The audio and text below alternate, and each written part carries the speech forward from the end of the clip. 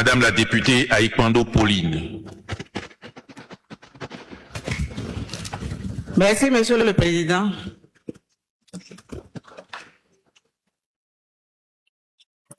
Monsieur le Président de l'Assemblée nationale, Mesdames et Messieurs les membres du gouvernement, honorables députés, nous sommes appelés aujourd'hui à examiner le projet de loi de finances rectificative pour la gestion 2026. Cette révision budgétaire intervient dans un contexte où notre pays maintient des perspectives économiques favorables.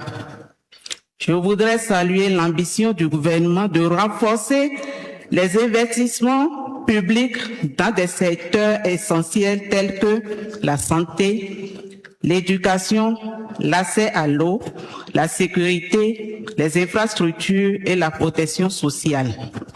À titre d'exemple, je note la généralisation de la gratuité des frais de scolarité pour les filles du secondaire général. La réalisation de points d'eau dans les écoles et centres de santé. Le renforcement de la prise en charge sanitaire, pour ne citer que ceux-là.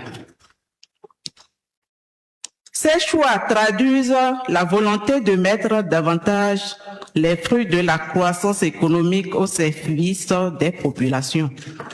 Chers collègues députés, l'examen du document soumis à notre appréciation révèle la nécessité d'adapter le budget de l'État aux nouvelles priorités gouvernementales et aux exigences du développement national.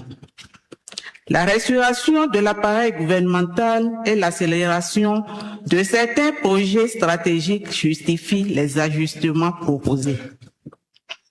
Je note avec satisfaction que malgré l'augmentation du volume budgétaire, les principaux équilibres macroéconomiques demeurent préservés. Les prévisions de croissance restent maintenues à 7,5%, tandis que les investissements publics connaissent une progression significative destinée à soutenir la transformation économique de notre pays.